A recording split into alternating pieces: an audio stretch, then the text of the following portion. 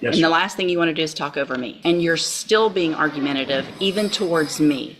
It just needs to be taken down a notch. Coming at it aggressively might not be the way to do it. It is discoverable and relevant to the case. That's what I just said. You seem very frustrated, and I'm not sure why.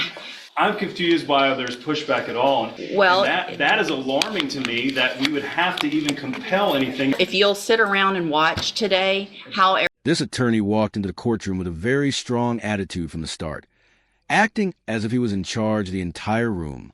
He quickly showed frustration toward the judge, claiming she was being unfair by not giving him immediate access to certain case materials for his client. The issue is that he was mistaken about how the legal process actually works. Instead of recognizing that, he kept pushing the same argument again and again. You could feel the tension rise every time he spoke. By the end of the hearing, the judge firmly put him in his place, and it was clear who truly understood the law. Share your thoughts in the comments. Do you think he was standing up for his client, or was this more about his own pride? Let's get into this is cause number 1830854, and sir, you're Juan Sanchez? Yes. And so we're here today on a motion to compel, and before we get into a whole lot, I've done a lot of my own research and looking at all of this, and a couple of things. One, I don't believe the subpoena ducis tecum was the proper way to try to get the information. Ducis tecum is an order to get somebody to bring something to a set hearing. So we didn't have a set hearing, and they weren't ordered to give it to at a set time for a hearing. So under the rules that have to do with subpoena ducis tecum, I don't know that that was the proper way. I do think you're entitled to some of that information as a defense attorney. If we're going to base decisions on, if I'm going to base decisions on things that probation have in their file and that they're just going to tell us, I do believe that you are entitled to some of that information. I think the proper way to do it would be to make that request through the district attorney's office for discovery. And then for you, Mr. Nichols, to make those requests.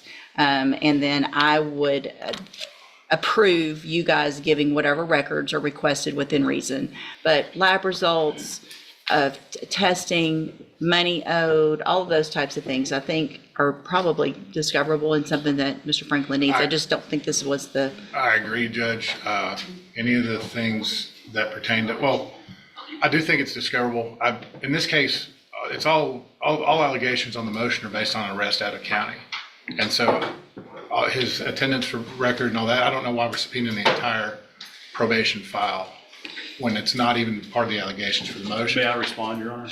Well, let him finish, yes. He did subpoena Wharton County records, so a representative from probation down there came in today for this hearing. I have no problem with getting him all that stuff. A lot of it's not in my possession. The out-of-county offense reports and things like that, I don't have yet. I would have them if we move towards a hearing where I prove up those allegations, and they, of course, will be provided beforehand. And again, I don't think he's not entitled to have all that stuff. So Sure. I kind of agree with I don't want to subpoena. And Mr. Franklin did make just a standard discovery request at the onset of his involvement, which was early May. I don't have anything really responsive to that at this point. Okay. So obviously, if it's based on a new offense out of another county, that's something you'll need to work towards getting and get that to Mr. Franklin. And so that needs to take place as quickly as possible. Because I don't know, I guess, Mr. Franklin, if there's not an allegation in the motion to revoke with regard to certain administrative violations, and there isn't an allegation, then why would you, what is your argument that would be relevant or discoverable? Your Honor, my client is wanting to stay on probation, and the court may take into consideration his performance while on probation, including his payments, his report, and everything else. So as part of determining the motion to revoke, it is relevant to look at his performance while on probation, particularly when he is requesting to stay on it. And he's been on probation nearly 6 years, I think over 5.5 years, nearly 6 years. And that performance will be helpful in determining or mitigating whether he stays on probation or if the court decides that he goes off of probation, and perhaps mitigating any potential sentence. Okay, I don't disagree. So again, though, I think the way to do it would be to make that request I mean, and I don't know what conversations y'all have had, but make the request. I think coming at it aggressively might not be the way to do it. Sometimes you get more with honey than otherwise. So make the request to Mr. Nichols. If he says no, then let's go through what we need to go through. To it. I hate to pause here because things are getting intense, but this is a moment where frustration really starts to show. He strongly believes the judge should have handed over the case materials immediately. What he doesn't seem to understand is that these records must first go through the proper state review before they can be released. That's a standard procedure in courts everywhere. Instead, he keeps arguing as if the judge is personally withholding information, which simply isn't true. It's clear he's not listening. He's just waiting for his turn to speak. His tone toward the judge is surprising, especially since most attorneys remain respectful even during disagreements. He speaks as if he's correcting the court, which only makes the situation worse. The judge stays patient, but you can see her patience slowly running out. At this point, it feels like he's about to cross a line, and it seems inevitable that this won't end in his favor. Let's try to do this amenably. The ducis tecum is not the way to do it unless it's set for a hearing. That's just the rules of evidence. And Yes, Your so Honor. that's not the way we're going to do The it. ducis tecum was set for the day that it was initially set for a hearing, and it did specify that date for the hearing, I believe. And we ended up moving the hearing date because of conflict. And Judge, I'd ask Ms. LeBeau to go ahead and get everything together today Yeah. to turn over. I mean, Unless yeah, there was something that the court was ordering her not to turn over. I don't think on this list that there are, I mean, is there anything that y'all specifically had an issue with?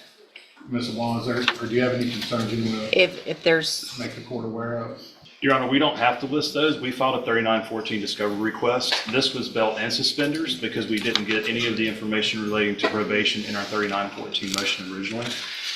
I would also note that the chronological. well, and these aren't, the reason you didn't get any of those is because those aren't his, they're theirs. And so they're not, I don't think Mr. Nichols has the ability legally to make probation give them those. I think once we talk it out though, I think whatever Mr. Nichols, y'all get together, obviously offense report, if y'all have the offense report and you don't even have it, then you need to get, I mean, Right, that's, I mean, that's great. it's all Everybody can stuff- get the information in an amenable way. So let's do that. Y'all sit down. I want everything that you have that is, I don't know that there's anything I can think of that would be,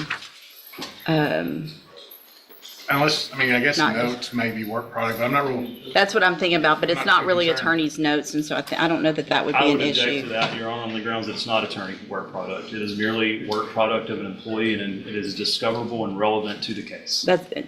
And that's what I just said. You seem very frustrated, and I'm not sure why.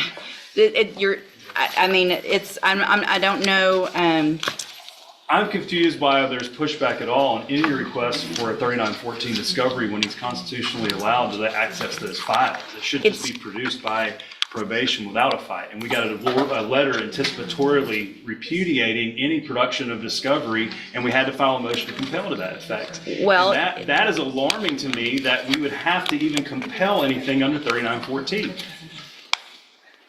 this is not something that a lot of attorneys have done in our cases. And so if there is something, if you'll sit around and watch today how everybody gets along, hold on. Yes, And the Your- last thing you want to do is talk over me. Yes, Your Honor.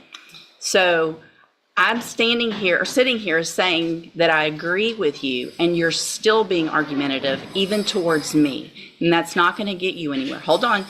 Being argumentative with Mr. Nichols isn't going to help Mr. Sanchez. Being argumentative with these ladies isn't going to get you anywhere. I agree that you're entitled to this information. I just think there's a better, less argumentative, defensive way to do it. They were told to do what they were told to do because their understanding of the law is what it is.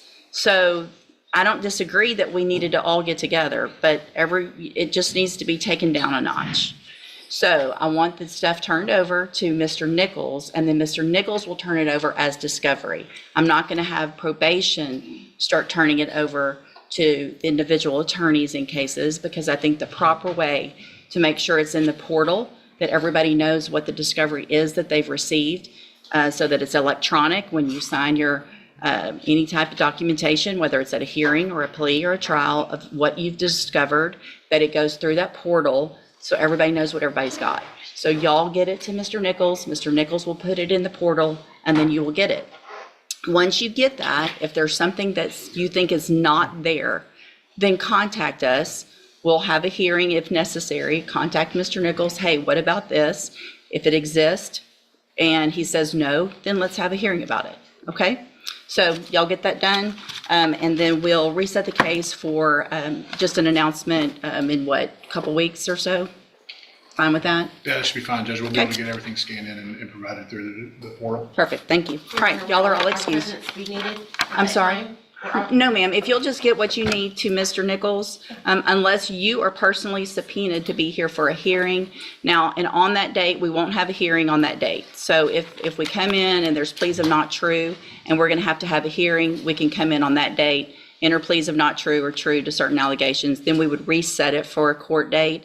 And at that point, if you need to be here, let her know. If you need a subpoena, then you can get a subpoena. If you just need us to let you know you need to be here, then we can do it informally. You just let us know, or let Mr. Franklin or Mr. Nichols know what your employer will require for you to be here for an actual hearing. Okay? Yes, Good? Your Honor. All right, thank you, y'all. Thank you. Honestly, this was one of the most unusual hearings I've seen in quite some time. It's rare to see an attorney in a courtroom with such intensity right away. There was no greeting, no acknowledgement, just immediate confrontation. Someone with legal training should know that case materials don't appear instantly. There's a clear process that must be followed. Instead of keeping things professional, he made it personal and ended up embarrassing himself in front of everyone present. Whether he was having a bad day or this is his normal approach, it clearly worked against him. The judge, on the other hand, handled the situation extremely well. She stayed calm, professional, and firm, making her point without raising her voice. Let me know what you think. Did she handle this exactly right? Or should she have been stricter? Thanks for watching, and don't forget to like and subscribe if you enjoyed this case. Take care, everyone.